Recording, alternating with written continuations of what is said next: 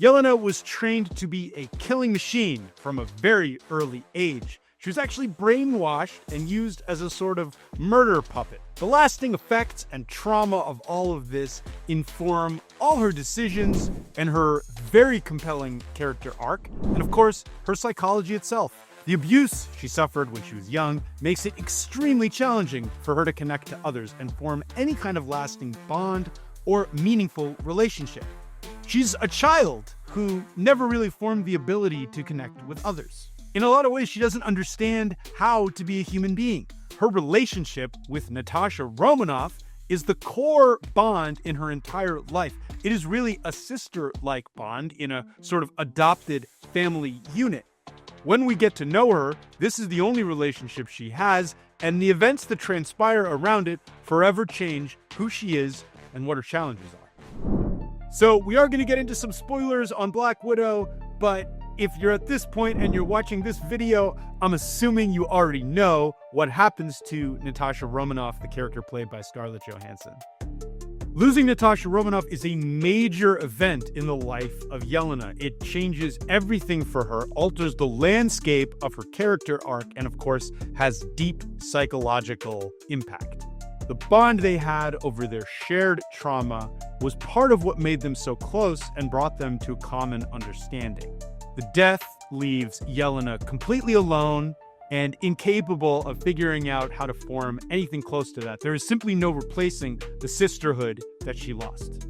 Having been mind-controlled and forced to do horrible things which continue to haunt her, Yelena, now losing one of the only people, or in fact, the only person she's truly close with, leaves her feeling completely adrift in the world with no purpose, no sense of belonging, no sense of being, no idea how to be a force for good or really a force for anything, truly encapsulating a kind of modern, apathetic approach to life.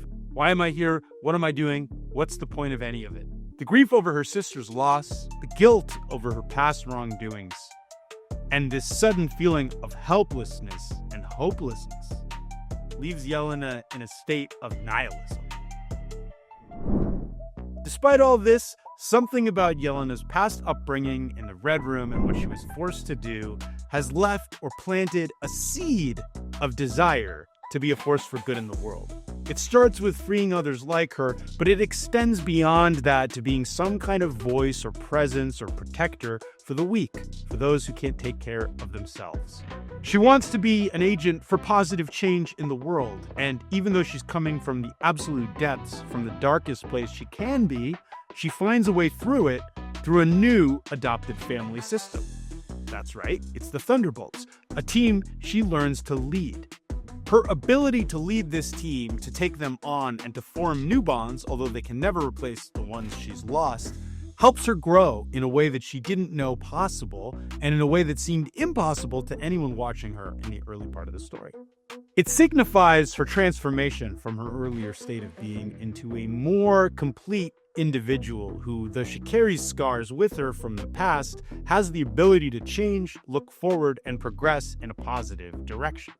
No longer a tool used by others or an empty vessel filled with other people's dark designs, Yelena is now a hero, a true leader, and someone who's embarking, as we end one story, on a much larger adventure and journey. This Yelena at the end of the story, who's come all the way from being someone completely controlled by others, has agency, has power, has authority, and has a purpose for good.